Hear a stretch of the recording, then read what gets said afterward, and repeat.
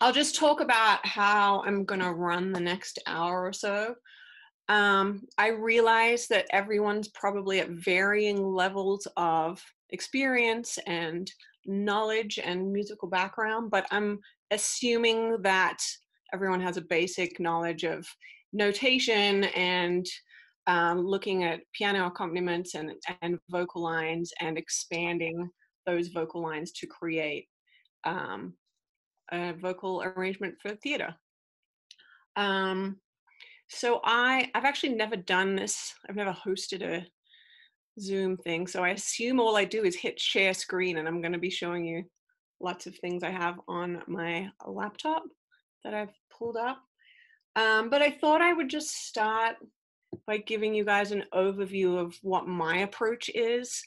And we all like composers, like any artists, there's no right or wrong answer. I'm just going to give you my perspective, share the things that I've learned over the last 15 years or so doing this. And I totally fell into vocal arranging by accident. Um, it obviously I studied music. I was a pianist. I trained classically, but then I got into musical theater in high school and started with the classic musicals and then got into pop rock. So I've been able to use my musical background to feed the different styles that I've arranged in. So I'll start out by just talking about my process, and then I thought I'd just go through and share about a half dozen examples of songs that I've done arrangements for over the years. What's been fascinating, actually, in prepping for this class is I went back and I looked at Spelling Bee, which is the first show I arranged, and a lot of it I just went, "Oh my God, what was I thinking?" Because I basically just had to teach myself how to do it, and I learned a lot on the fly, and it was a bit of a baptism by fire. So I'll share those things with you as we go through. And um, also, I'm working on a show right now, The Notebook, which I'm doing the vocal arrangements for with Ingrid Michaelson, who's the composer. So it's been fascinating to look at where I am right now as an arranger and musician, and look back at one of my first big gigs and see how I approach it similarly, how I approach it differently, and just fill in all the blanks um, with a few different examples, including I will finish hopefully if we don't run out of time with a show that I wrote myself called Renaissance that I did some big vocal arrangements for. So 105, I think we can dive in, right, Georgia? Also, I think if there are questions, maybe after every example, so probably like every 10 minutes or so, I'll just pause and see if there are any questions about specific things that I talk about. Does that sound okay? Yeah, I'll also tell you that Jamie, who is Maestro Music, is our host, and she's waving now. And if you put something in the chat private to her, she can say so and so has a question, or she can sort of field them for you, Cromie. Great, perfect. Yeah, I'll keep a list going. Great, great. Um, so vocal arranging. What is vocal arranging? Um, it is more than just writing harmonies. I learned pretty quickly. You are starting with a melody and usually an accompaniment, not always, but that's how I usually begin. I'm either given by the composer a melody and an accompaniment or a chord chart. The basic melodic and harmonic structure is already there for me. And as a theater vocal arranger, it's my job to expand on that solo vocal line and make it more theatrical. So it's not just about filling in the chords. It's not just about, if there's a C chord in the accompaniment, giving an E to the alto, a G to the soprano, an E to the tenor, etc. It's about figuring out how you can blow up the vocals to make the moment more exciting. So the first thing I think when I'm tackling a vocal arrangement is, what am I trying to achieve with multiple voices singing here? What is the mood of the piece? Am I trying to give information about certain characters? What is happening in the story? And can I help with the storytelling in any way? So you're essentially thinking as a composer, but for multiple voices that are functioning alongside the main character or whoever else is already singing the melody. Um, so I just thought I would show you some pretty basic, the basic rules that I abide by. And again, no right or wrong answer. This is just sort of my take on it. So let's see. If we go to share screen, oh, hello, share desktop. Okay, can you guys see a finale file here? Yeah. Great. Okay.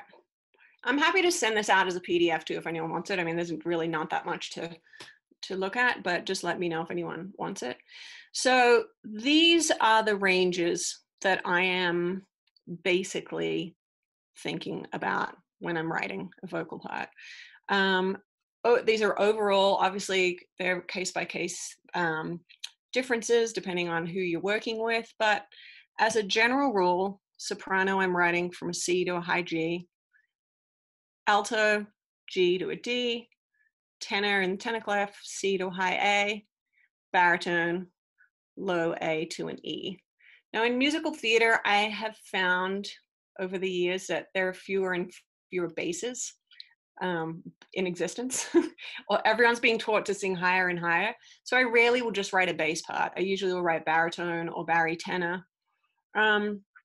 Obviously this, middle C for soprano, most sopranos can sing well below that. But these are just the ballpark ranges that I like to focus on. Now, depending on what the style of your show is, you can expand the range or just use a smaller portion of the range. For something that's classical or more legit, I'm gonna let the sopranos go up to an A.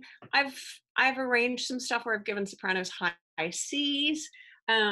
Obviously, it's a very specific effect when you're putting sopranos up that high. What you also may need to think of, depending what you're arranging and who you're arranging for, is the longevity of the piece. If you're writing a show that is going to go into rep somewhere, it's going to be licensed. Can everyone you're sending this out to sing a high C? So you want to keep that in mind if that's the type of project you're working on. You'll see that alto range I keep about the same for classical legit. Tenor is the same, but what you'll notice is if you've got these singers, if you've got a cast who's singing a more legit sound, those high A's are going to have a very different quality. Baritones, almost the same, but again, the higher they are in their range, it's going to be a bigger sound. Something I do more of now is a range in the pop rock and the belt arena for more contemporary shows. So I'm very rarely giving sopranos higher than an E, maybe an F. Altos, if I really want to get the meat of their sound, get a very strong belt, I'm only going up to a B or a C. Tenors, if I want a really strong, big, powerful chord, and I want them singing at the top of their range, an A is going to be a huge sound. Same with baritones. I mean, you want to find the sweet spot. And so these are the ranges that I use when I want that really big, belty sound. Obviously, there are many exceptions to the rule. The piece I'm doing with Ingrid Michaelson, she has a lot of beautiful, floaty, ethereal harmonies. So I'm giving sopranos some Gs. I'm taking altos up to Ds. I don't think I take tenors above an A generally. Baritones, I have given some Fs. But you have to be aware of who's singing your material too, if you can be, and know the vocal limitations. I remember when I did Hands on a Hard Body, it was an amazing motley crew of characters. And Keith Carradine, who is a phenomenal actor, an older gentleman, doesn't have the same range as Hunter Foster. So I think I would give him nothing higher than a C, like right around here. So you have to be aware to be flexible, but as a general rule, they are the ranges that I'm writing for. So I just thought I'd show you guys something that's in process with the notebook for me, and just show you like the basic notation side of it. So Ingrid wrote this beautiful song called Words, which is this penultimate song in the show where Middle Alley has this big breakout. Ingrid has written this fairly rangy melody for Middle Alley, which is up, you'll see in the lead line. Now I've transcribed this, so Ingrid will send me voice memos and MP3s, and I will transcribe the melody. So this is my basic layout for vocal arrangement. The lead line on top, and then I just break it down into 4 parts: soprano, alto, tenor in the tenor clef, baritone also in the tenor clef, and then I put the piano part down the bottom.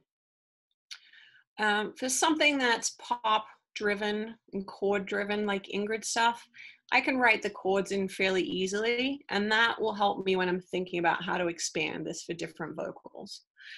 So ignore this stuff for now. Ignore the vocal arrangement, okay? Imagine that I just am starting with the lead and the piano part. This is actually the second verse of this song, okay?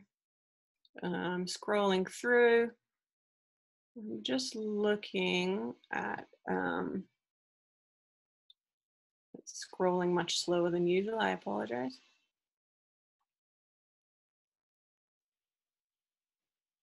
So what I want to figure out is what the overall shape of this particular section is. You have to be careful when you're arranging for an entire show that you use the voices to give variation. You can't have everyone sing in every measure for the entire show, right? There's beauty in silence, there's beauty in simplicity. You have to know when to enhance the vocal lines. And if you're working with a great composer, then they're already giving you a lot to start with and a lot to work from, like Ingrid. So what am I trying to achieve here? There's a mood, there's this character who is, she's literally trying to find her voice. She's been told what to do her entire life, and now she has to make a really important decision about who she's going to marry. Is she going to marry her fiance, or is she going to go back to her childhood sweetheart? Very emotional. Like I said, it's towards the end of the show, so we've been waiting for her to make this decision. And so we want the vocals underneath the melody to feel like it's really creating this sense of tension and a pulse, and like something's bubbling up within her. It's called Words, and she's literally saying, I have to find my own words. So as she's singing this, how do I, as the vocal arranger, enhance and build so that there is a journey throughout her song? So I'm not going to go into too much detail actually with this, because I don't have recording to play for you yet, but I just sort of wanted to show you too how I'm notating it. So for this, I actually didn't need to use all 4 staffs. I have soprano and alto singing unison here. I have tenor baritone singing unison, and I've just given them some wordless ahs. I don't need them to sing any lyrics yet. Same with here, just little punctuations at the ends of phrases.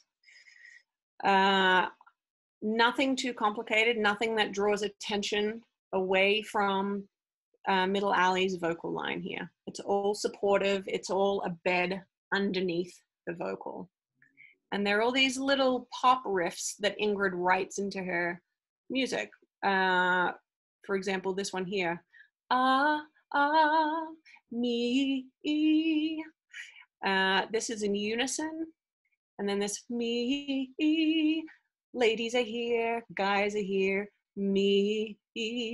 So I'm not breaking it out into too many parts too soon. Then we go to this chorus. The melody is, and I don't know what I've become, stuck in the middle of somebody else's song.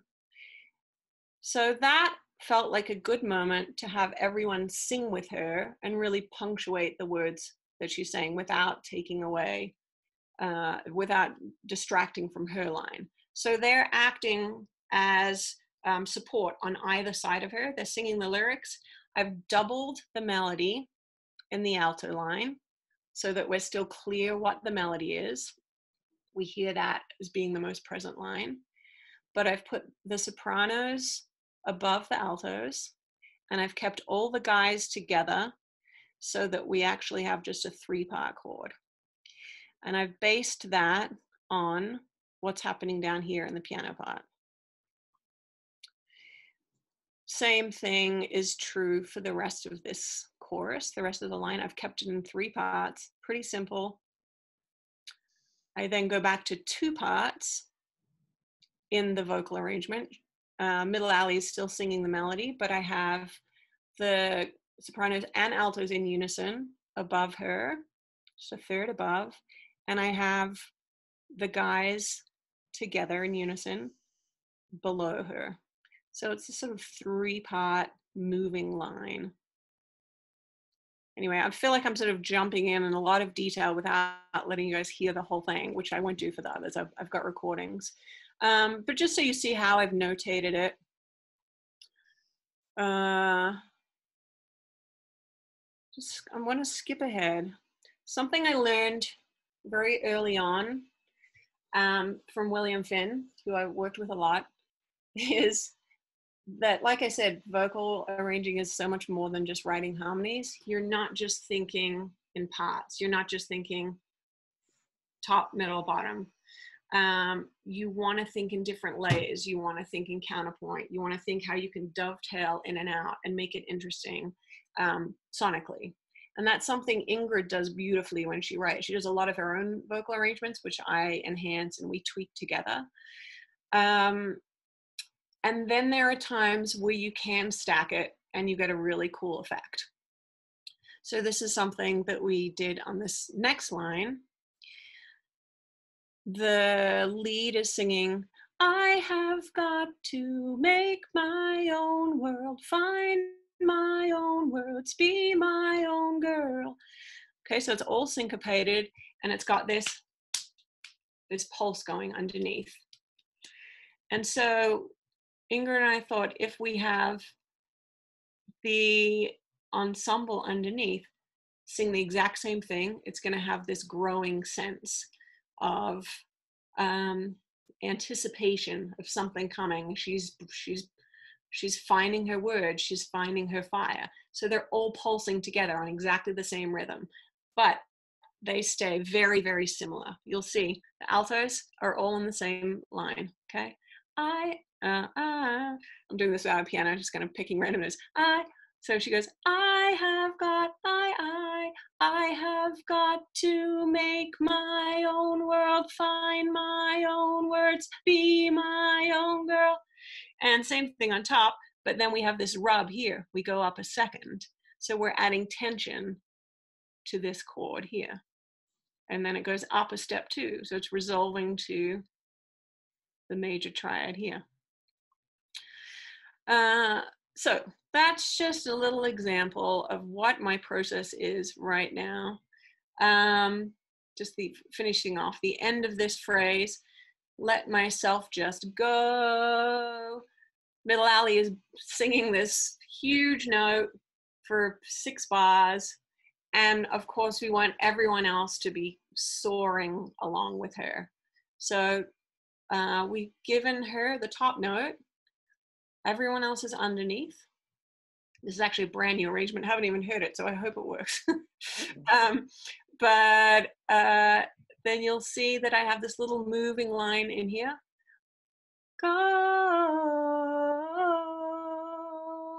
again, just to give it some movement. So we don't want it to be static all the time. We had this chordal movement happen for the 8 bars before, and then there's a big release, and this moving line wants to feel like it's really like we're breathing out.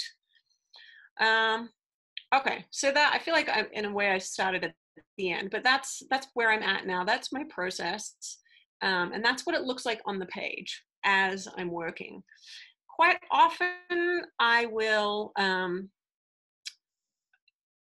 I may have 2 piano systems laid out here before I spread it out to the 4 parts, because I may want to just write it like it's a piano part. It helps me think about voicings and have I spread things too far. It's just actually easier to see it when it's all in one piano part.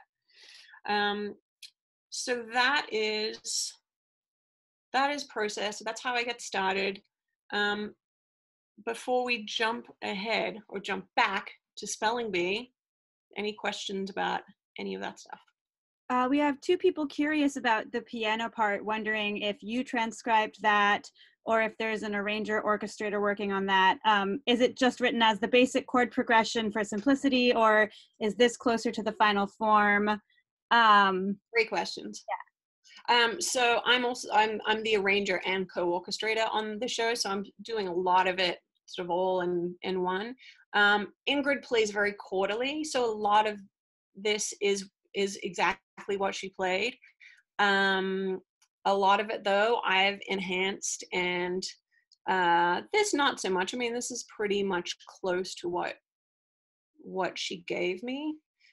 Ultimately, the piano for this song, I think the piano part will stay fairly close to what it is. Obviously, when we orchestrate, we will flesh it out, and it'll be more complex than this. But we also want to preserve Ingrid's voice, and she has a very specific compositional style, which is beautiful, and it is a lot of open fourths and open fifths. So that's what you're seeing there. A few more questions coming our way. We have, do you have any rules of thumb for how to keep the melody present when writing harmony above the melody? And how do ensemble numbers affect voicing? Okay. So keeping the melody present, like I did earlier in this little song called Words, I have the altos double the melody. So that's a pretty easy way of making sure you're going to hear it. You should, if you really want to preserve the melody, it's pretty obvious, but the more voices you have on it, the more you're going to hear it. You also, depending on what you're writing and who you're writing it for, you will have, hopefully, someone who's going to mix the show. So if you have 8 people singing a soprano line that's above the melody, the rule is that, or basic physics is that you're going to hear 8 people sing more than you hear one. So you need to think about breaking stuff down, so that you're hearing what you want to hear, but you also can enlist the help of a mixer depending on the style and the vocal quality that you're going for. What was the other question? There's actually 2 questions that are similar about if there are conversations between you and Ingrid and the director about how the vocal arrangement influences the stage picture, and how it's manifesting physically on stage. Are you part of those conversations about how the vocals function theatrically in the show, or are you driven purely musically? Yeah, so in my experience, most of the time, the director and the choreographer will, because we start with music rehearsals, which is great. Also, it's a musical, so great. So the music will come first. And Michael Greif is directing this, and he's very respectful of Ingrid and of myself and the creative team, and knows that so much of the storytelling is being done through music. So Ingrid will write what she wants to write, and we will arrange it, and then We haven't really started staging yet. We've only had a couple of workshops, but it is something that I often will have to be aware of when I'm in the room when a show is being put up on its feet for the first time, especially if it's a big choreographic piece. Often choreographers don't think about how hard it is to sing certain things while they're dancing. So it's an important conversation to have with a choreographer in a dance piece. If it's not so dance heavy, it's not as important because they'll be able to sing what you gave them.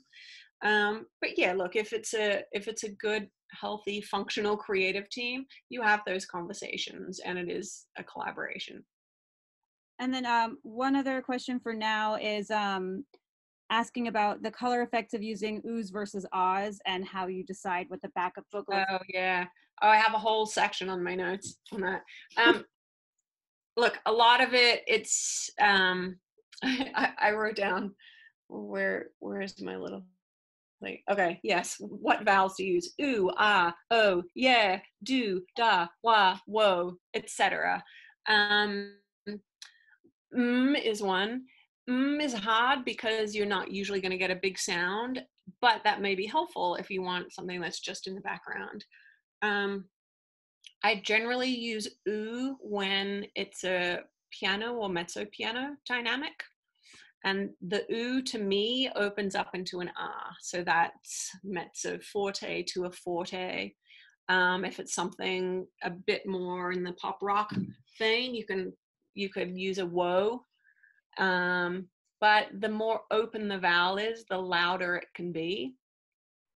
So I have a couple of examples later on, actually, of using wordless vocal lines. That's a good question.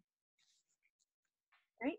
Okay, cool. So let's go back in time to 2005. The first show I did vocal arrangements for, I fell into by accident. It's called Spelling Bee. Let me look here. Okay, William Finn wrote Spelling Bee, which is about 6 kids in a spelling competition, in a spelling bee. 6 kids, 3 adults. I'm sure a lot of you know the story. Pretty straightforward. It's a contest, okay? Who is going to win the contest is the big question in the show. So this song, it's called Second. It is towards the end of the show. Oh, actually, you know what? I skipped ahead. I want to start with Magic Foot. We'll get to Second. Magic Foot. Here we go. Magic Foot is early in the show.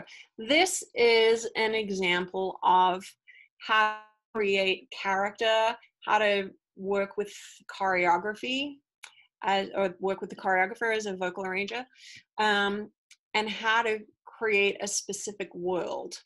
Now, the fun thing about Spelling Bee is that they were 9 very distinct characters. They were very strong personalities. They're all so funny and quirky and lovable. And Buffet was the life of the party, really, the life of the bee. And he had this really funny tenor voice because he actually had never sung before. This was Dan Fogler.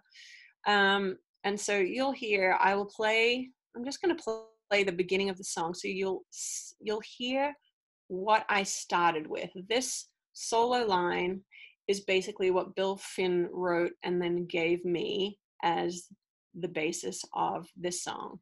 Magic Foot is his production number, if you will. It's in the beginning of the bee, he gets up to spell, and he is showing people his secret weapon, which is that he spells with his foot. So we knew it was going to be a dance number. Just from listening to and looking at what Bill wrote, it felt like a pastiche of an old time, sort of like Busby Berkeley kind of song. And so I knew that obviously from listening to the song, and from talking to the choreographer, Dan Connectus, and James Lapine was the director. So we knew we wanted this to just be an all-out production number. So I'm going to play the beginning of this, and then I'm going to stop right before we get to the vocal arrangement, and I'll talk you through my process. So here we go, which for some reason I just noticed is called Magic Feet on Spotify. The song's called Magic Foot, but anyway, I'll write a letter. Now watch this technique. He spells the word on the floor with his foot before speaking it aloud. Magic foot, take me to the final round. Magic foot, I barely lifted off the ground.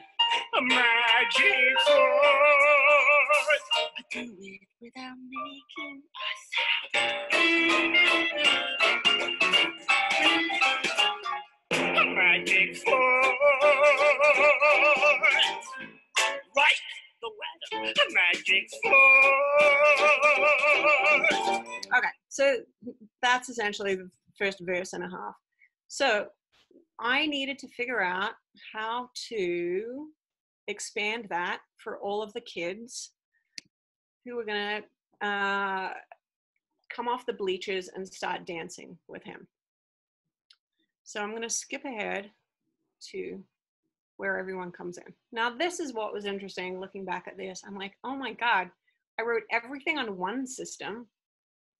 Okay, which I would never do now. You saw what I just showed you with the 4 separate systems. Now, I probably wouldn't need 4 separate systems, but I would have broken this down into at least ladies on the top and men on the bottom, because it's not entirely clear what register people should sing in. I don't know how people do the show now. I would write an angry letter to myself.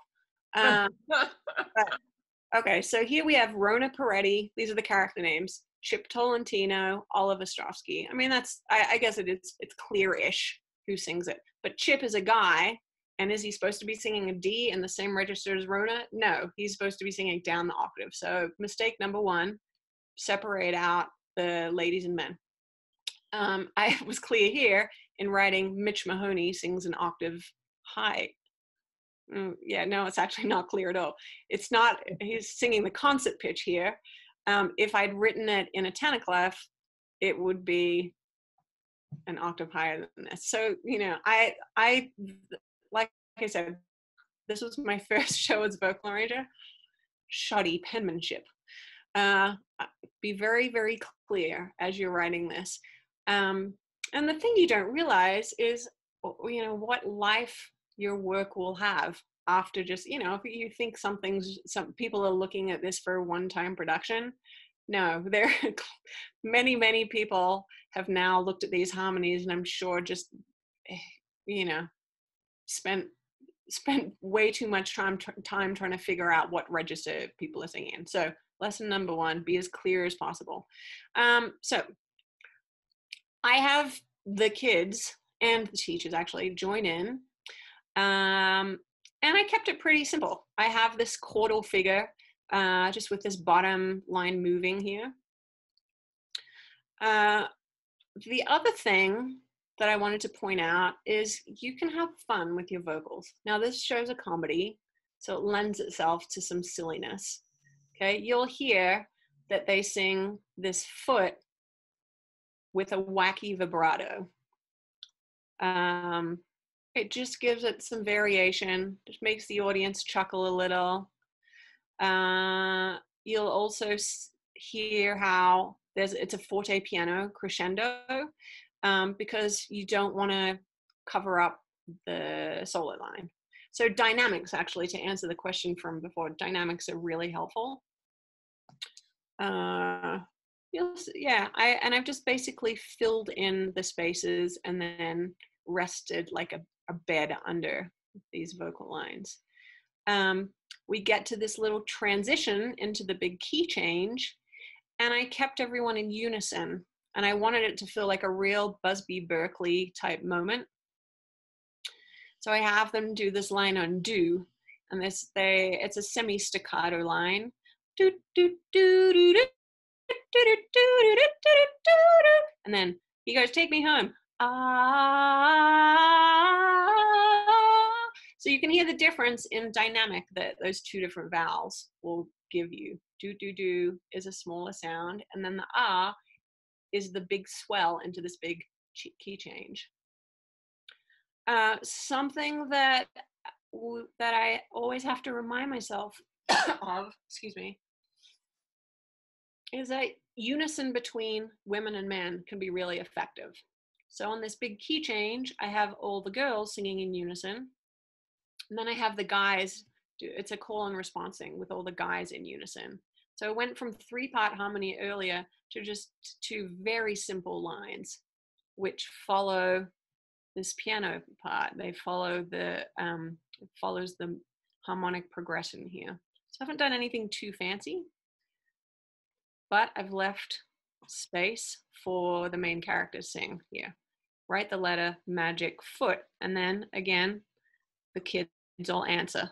Girls first, then the guys. Same thing here. And then the end. This is actually an old PDF. I couldn't find the latest one, but when we listen to this whole thing, it's a bigger ending. We may have just changed it for the recording too. I can't quite remember.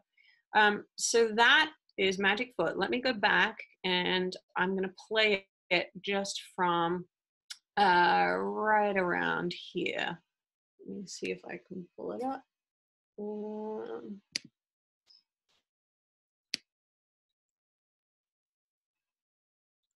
Thank you, Spotify.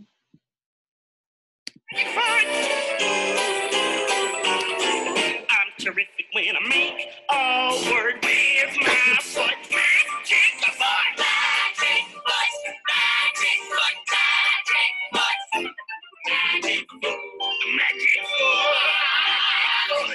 Go, the foot, magic foot, magic foot. Right, the goddamn let down. Magic foot. It's an alphabet way to spell.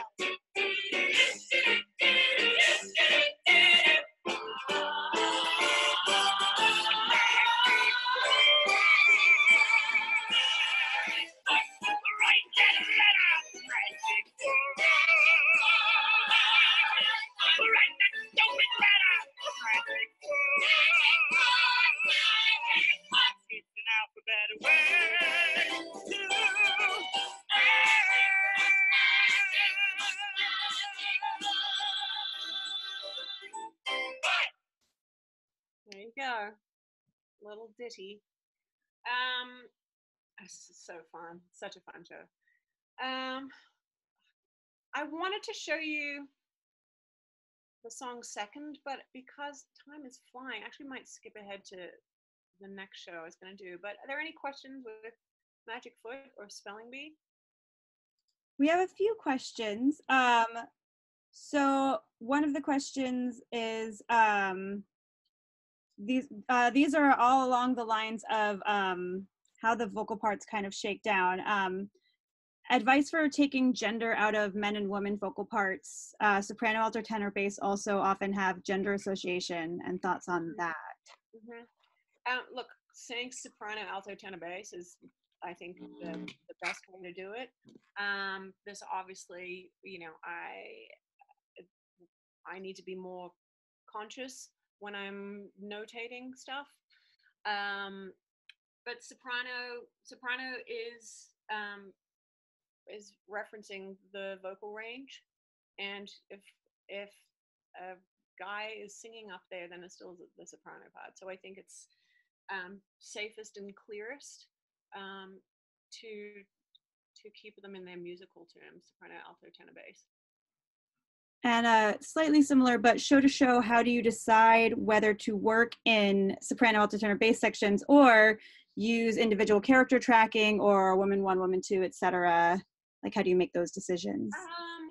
I think generally now I will think in soprano, alto, tenor, bass. Spelling Bee was different because it was an ensemble show.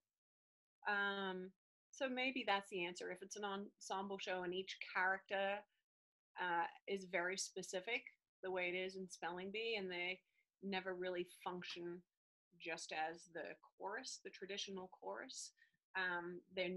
Each character is notated, but in the Notebook and other ensemble shows, I will think in the chorus parts, traditional SATB.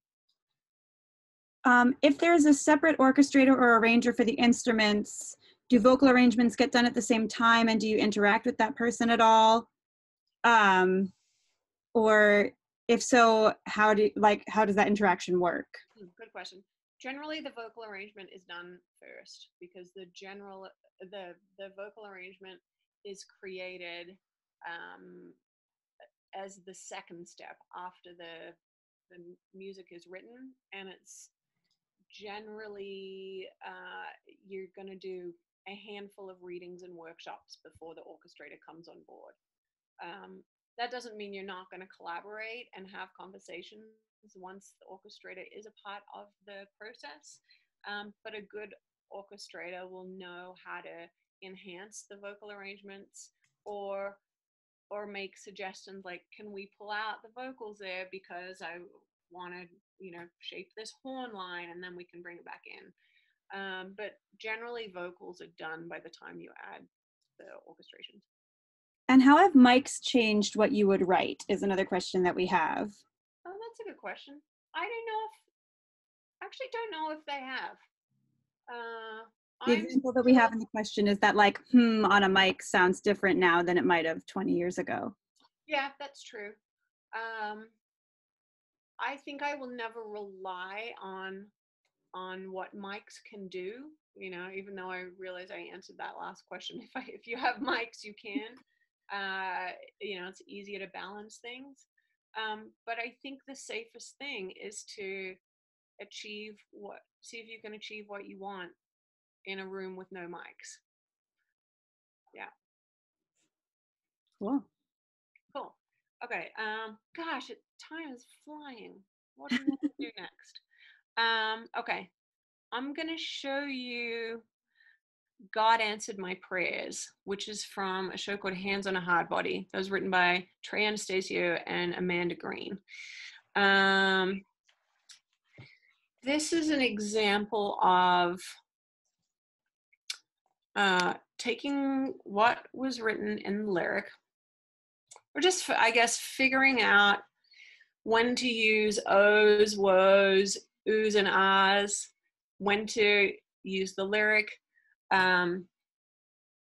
when to sing and when not to sing, basically. Now, this is basically the 11 o'clock number in the show. I don't know if any of you know it, but it's another contest show, okay? Everyone's standing around a car. The last person singing wins the truck.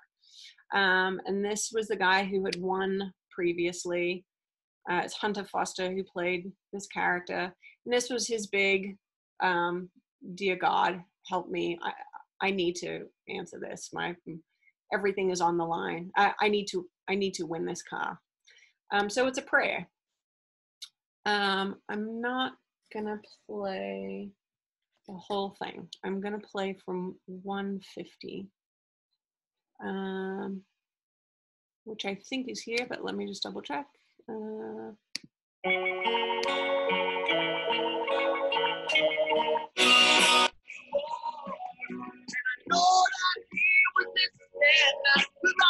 Okay. Where'd it go?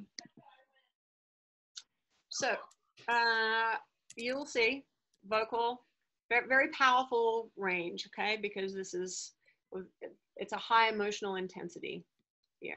So Hunter's singing this melodic line. I needed to figure out how to use the ensemble, who are all the other characters, to enhance this emotional moment. I love this Pink Floyd song called Great Gig in the Sky. And for some reason, this song reminded me of that. And I thought, okay, how do I get that same emotional thrill? And so I have a pretty simple vocal part here. Just three parts. I actually will often have the guys sing unison when I'm doing more rock-based stuff, and I will split the ladies. So it's a 3-part, soprano, alto, and then tenor, bari split. So I'm following the harmonic progression here. I chose the syllable whoa because I wanted to have this swell effect. Whoa, whoa, which you will hear. Okay. I switched to no, A, because it rhymes with whoa, B, because it just felt dramatic, like I was giving some contrast. And what I've done here is basically just used chord inversions for each phrase. Okay, so you see I have C sharp, F sharp, A sharp, and I follow this descending line. Da, da, da.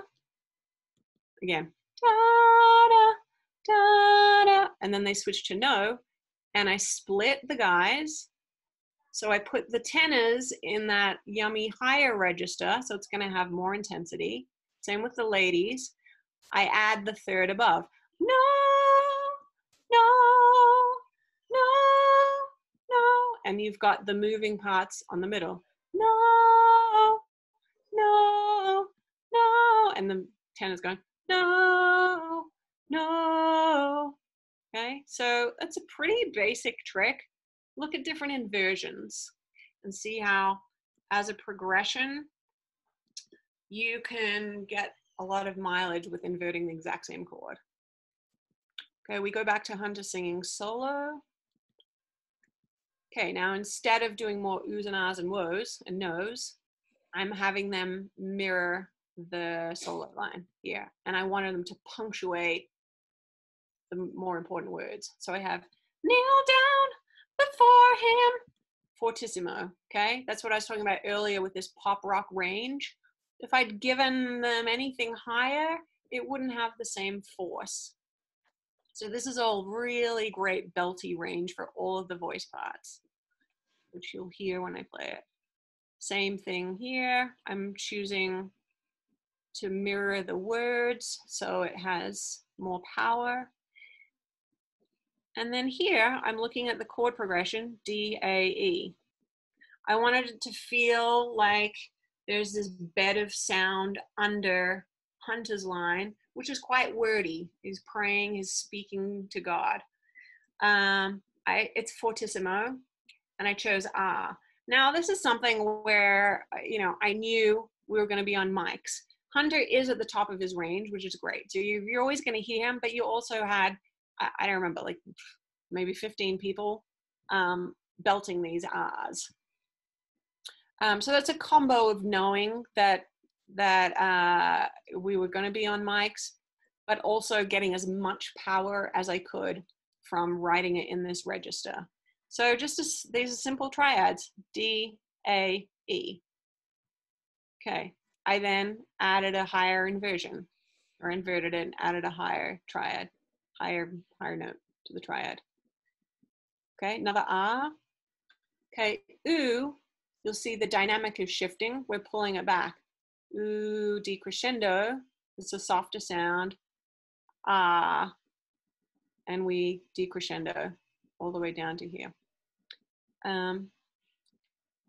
Okay, now this was where my Pink Floyd reference came into it.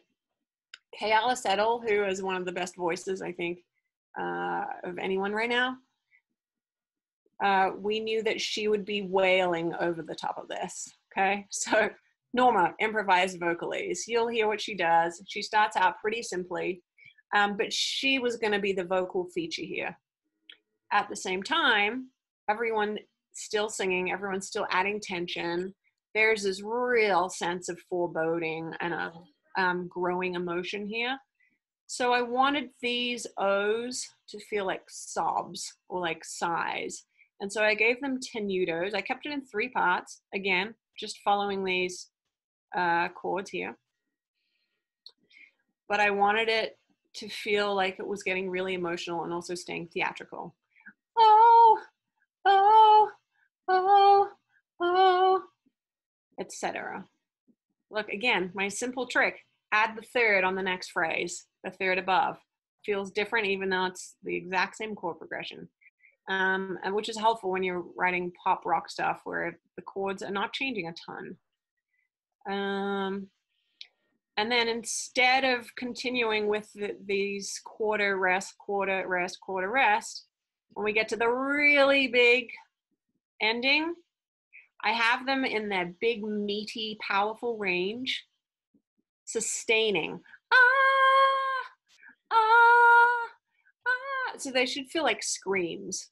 And it really, you'll see, fortissimo, it's the climax of the whole piece. And then they come off it pretty quickly. I gave them a which is a closed sound, which automatically will decrescendo. So I'm gonna go back to where we were and we can follow along. I realize I'm just throwing so much stuff at you. I apologize. Wish we could do this like 7 hours. Okay. All right, here we go.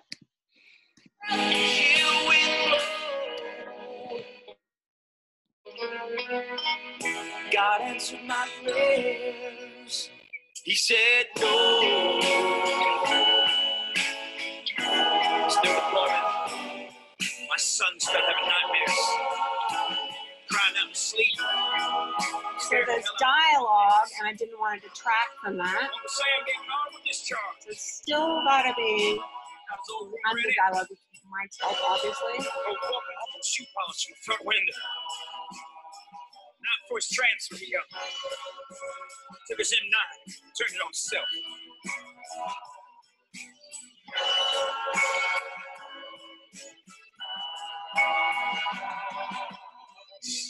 Never have to be alone. He's always by your side. But you know you're gonna kneel down before him while you drown in your own strife.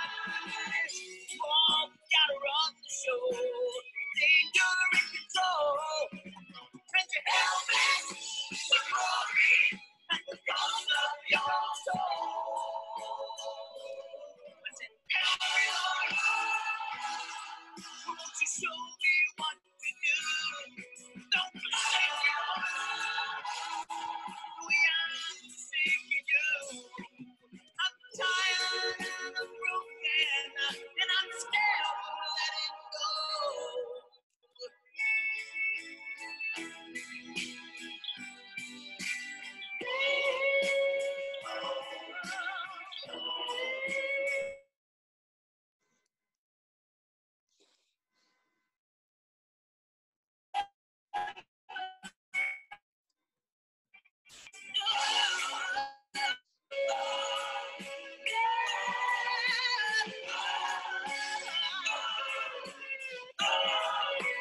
Now change the vowel.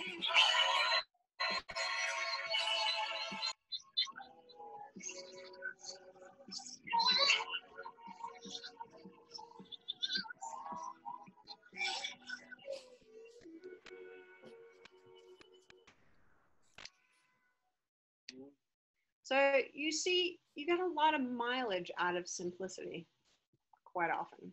And that's something that I always have to remind myself. Just taking a 3-part chord and moving from an oo to an ah at the right moment can be really theatrical. Any questions about that little ditty? So we have a question about when you're writing ensemble parts based on triads, how do you approach the singability versus the harmonic sound you're going for? What do you mean by singability? I will turn that over to the person. Oh, yeah. Sorry. So that question came from Dave Maglione. Hello. Okay. Just like in the sense of like the progression of the part for like the sopranos, say they're jumping around to different pitches, and I just wondered if there was like a way you try to kind of set them up for success for finding their first pitch when they're jumping, you know. Yeah, thank you. Yeah. Look, I think setting people up for success is a really good thing to do. You have to just find the balance, I think. Look, if you want something really challenging and you know you have the time to rehearse it, then go for it.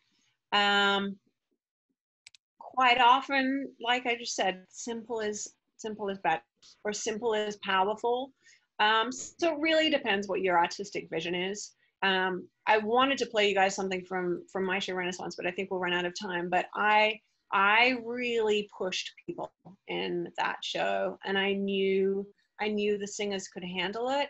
But I have them singing like really crunchy chords and jumping all over the place. But I knew that would serve the piece best. If I was writing it maybe for a high school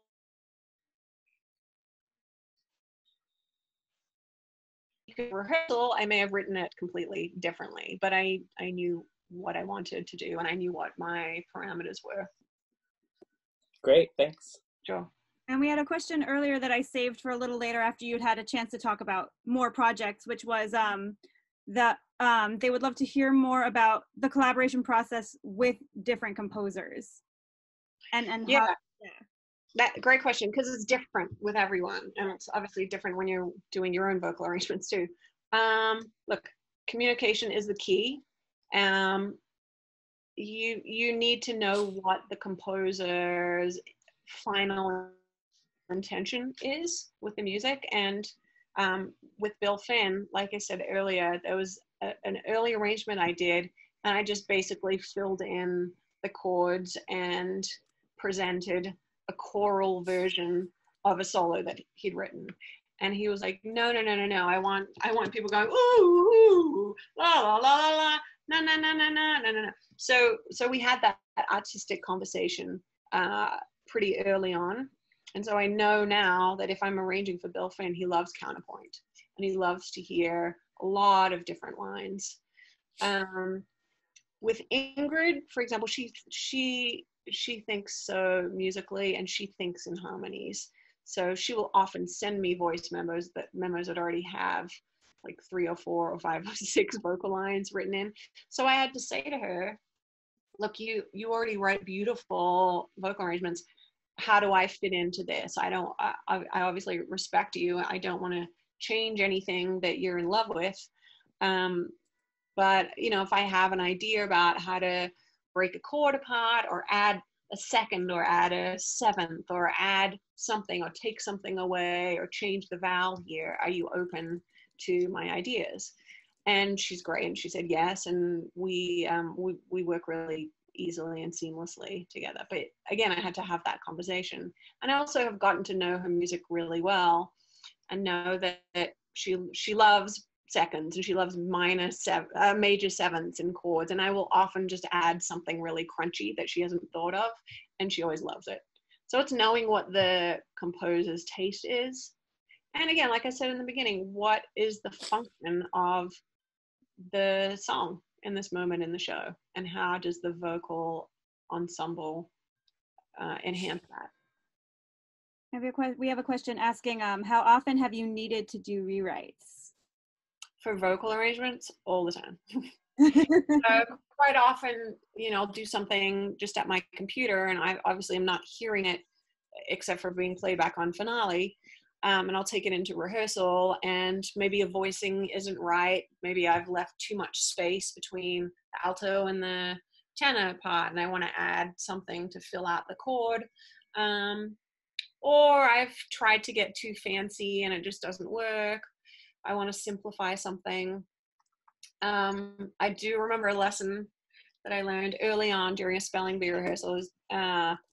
James Lapine asked if I could add a vocal arrangement for some moment in spelling bee. And they said, "Oh yeah, sure. I'll do that tonight, and I'll bring it back." He's like, "No, just do it now. Just do it in the room." And I was like, "Oh." So you have to learn to think on your feet, which is a good skill for all of us in every area.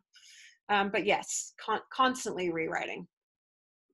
And Finale or Sibelius? Do you also use Sibelius? Someone wants to know. No, my parents gave me Finale like 2.0 in 1990 something for Christmas. I don't even know how they knew to buy it for me. And so I still input the way I learned when I was 14, which is like plonking on the left, keeping the beat on the low C on the keyboard. So I've never used Sibelius, unfortunately. Great. I think that addresses all the questions I had written down. If people in the box have other questions, I would say I can stick around easily. I don't know if you want to just use the chat and ask me, or just, you know, raise your hand and unmute yourself. Carmi, why don't you unshare your screen so we can Yeah. see everybody? That.